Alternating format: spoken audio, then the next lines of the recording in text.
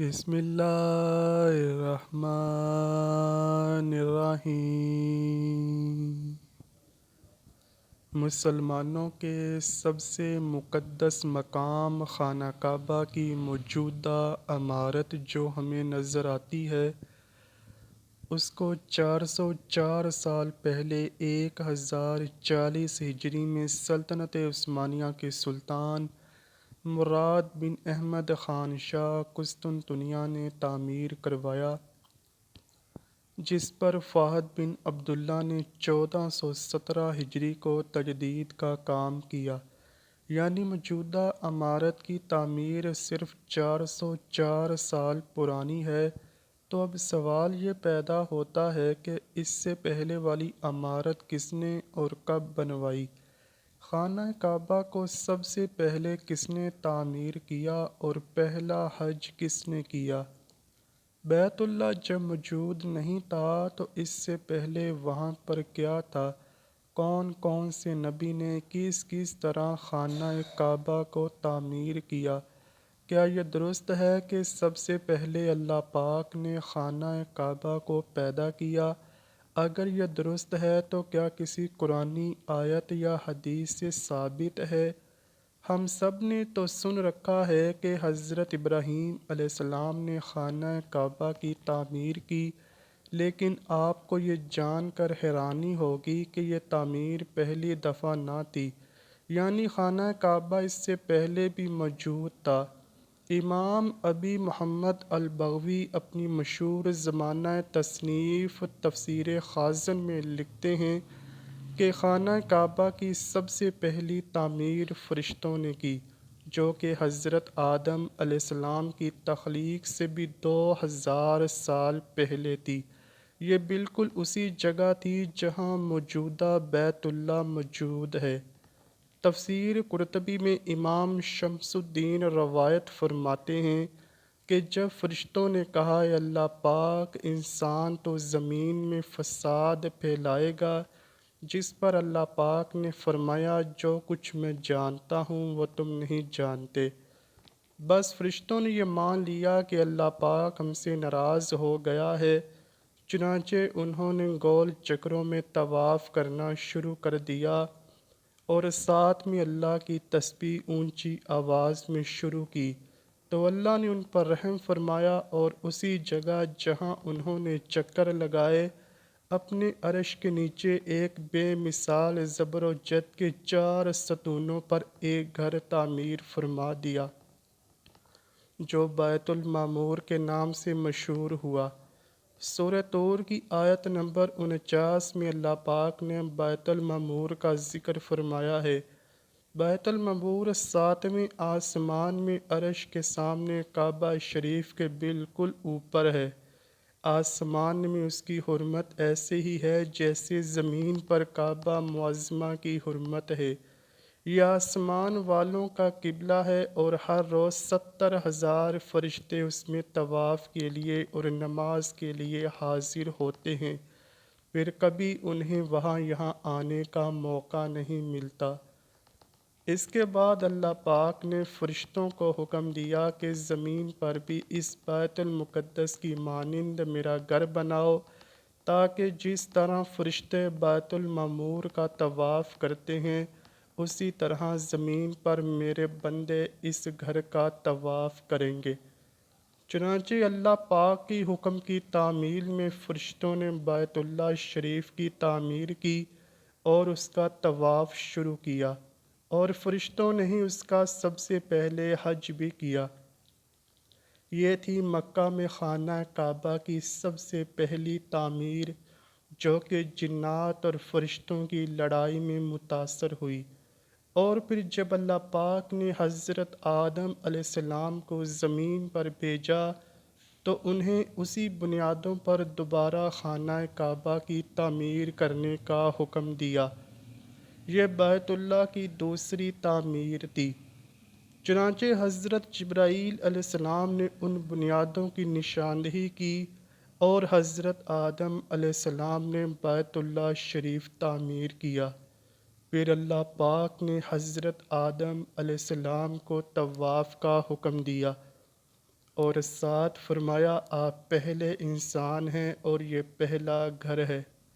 تیسری تعمیر، وقت کے ساتھ ساتھ کعبہ کی دیواریں کمزور ہوئیں تو حضرت آدم علیہ السلام کے بیٹے حضرت شیث علیہ السلام نے مٹی اور پتھر سے خانہ کعبہ کو دوبارہ تعمیر کیا، جبکہ کچھ مفسرین کا خیال ہے کہ حضرت شیث علیہ السلام نے صرف مرمت کا کام کیا تھا۔ چوتھی تعمیر، ناظرین گرامی، تاریخی روایت میں ہے کہ جب طوفان نوح آیا تو اس میں خانہ کعبہ کی عمارت بالکل غائب ہو گئی تھی۔ پھر جب حضرت ابراہیم علیہ السلام مکہ گئے تو انہوں نے حضرت اسماعیل علیہ السلام کی مدد سے حضرت جبرائیل علیہ السلام کی بتائی گئی نشانیوں پر کھدائی کر کے خانہ کعبہ کی تعمیر کی۔ یہ بالکل انہی بنیادوں پر تھی جہاں حضرت آدم علیہ السلام نے اس کو تعمیر فرمایا تھا۔ قرآن مجید کی سورہ بقرہ کی آیت نمبر 127 تا 134 میں اس کا تفصیلی ذکر موجود ہے۔ جب حضرت ابراہیم علیہ السلام مکہ آئے تو وہاں خانہ کعبہ کی جگہ صرف ایک سرخ ٹیلہ تھا۔ پھر حضرت جبرائیل علیہ السلام کی نشاندہی پر جبل ابو قبیس کی کوہ سے 2 پتھر حضرت ابراہیم علیہ السلام کو ملے۔ ان میں سے ایک حجر اسود اور ایک مقام ابراہیم کے نام سے مشہور ہے۔ مقام ابراہیم وہ مشہور پتھر ہے جس پر کھڑے ہو کر حضرت ابراہیم علیہ السلام نے کعبہ کی دیواریں بلند کیں۔ جیسے جیسے دیواریں بلند ہوتی گئیں یہ پتھر بھی ہوا میں بلند ہوتا رہا۔ رسول اللہ صلی اللہ علیہ وآلہ وسلم نے ارشاد فرمایا، جس کا مفہوم کچھ یوں ہے: حجر اسود جب جنت سے اترا تو دودھ سے بھی زیادہ سفید تھا، پھر انسان کے گناہوں نے اسے سیاہ کر دیا۔ ایک اور حدیث نبوی میں آپ صلی اللہ علیہ وآلہ وسلم نے فرمایا، حجر اسود اور مقام ابراہیم جنت کے یاقوتوں میں سے 2 یاقوت ہیں۔ اللہ پاک نے ان کے نور کی روشنی بجھا دی، اور اگر اللہ پاک اسے نہ بجھاتا تو یہ مشرق سے مغرب سب کو روشن کر دیتے۔ رسول اللہ صلی اللہ علیہ وآلہ وسلم سے جب پوچھا گیا کہ بیت اللہ کی جگہ پر پہلے کیا تھا تو آپ صلی اللہ علیہ وآلہ وسلم نے فرمایا کہ بیت اللہ حضرت آدم علیہ السلام کے زمانے سے ہے۔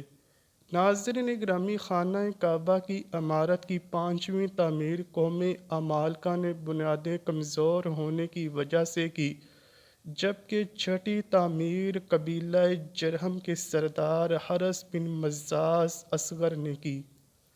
اسی طرح بیت اللہ کی 7ویں تعمیر نبی آخر الزماں فخر دو جہاں حضرت محمد مصطفیٰ صلی اللہ علیہ وآلہ وسلم کے پاک نسب میں ان کے ایک بزرگ حضرت قصہ بن کلاب نے کی۔ یہ خانہ کعبہ کی اثر نو تعمیر تھی۔ انہوں نے اپنے زمانے کی سب سے بے مثال اور پختہ عمارت تعمیر فرمائی۔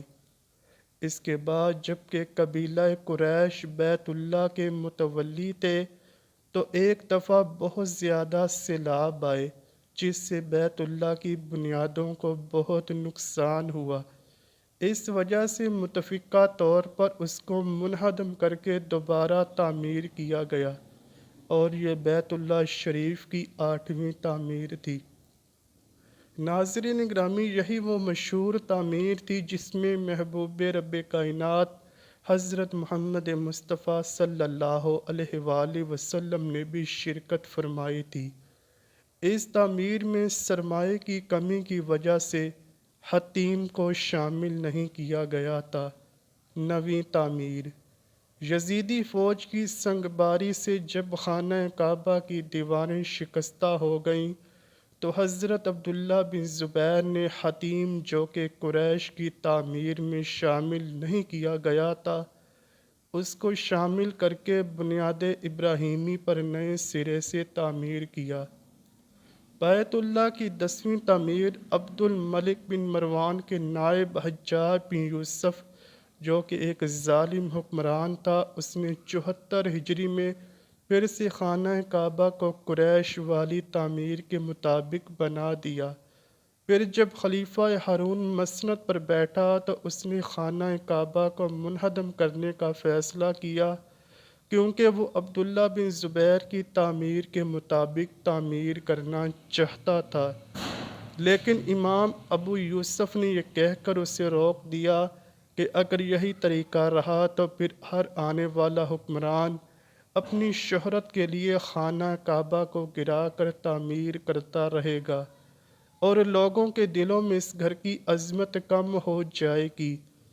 پھر 1040 ہجری میں سلطنت عثمانیہ کے سلطان مراد بن احمد بن خان شاہ قسطنطنیہ نے حجر اسود والے رکن کے علاوہ ساری عمارت کو بنیاد ابراہیمی پر تعمیر کیا۔ یہی وہ تعمیر تھی جس میں پہلی بار خانہ کعبہ پر پردہ یا غلاف بھی ڈالا گیا جس پر کلمہ طیبہ لکھا تھا۔ عثمانی سلطان کی تعمیر کے بعد شاہ فہد بن عبد العزیز نے سن 1417 ہجری کو بیت اللہ شریف کی تجدید کا کام کیا۔ اللہ اکبر۔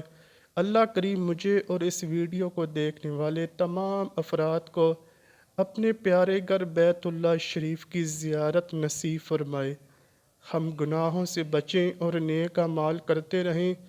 کمنٹ سیکشن میں آمین لکھنا مت بھولیے گا۔ امید کرتا ہوں کہ آپ کو ویڈیو ضرور پسند آئی ہوگی۔ اگر ویڈیو پسند آئی ہے تو ویڈیو کو لائک کیجئے، شیئر کیجئے اور چینل کو لازمی سبسکرائب کیجئے۔ کمنٹ سیکشن میں اپنی رائے کا اظہار بھی ضرور کیجئے گا۔ ملتے ہیں اگلی ویڈیو میں، تب تک کے لیے اللہ حافظ۔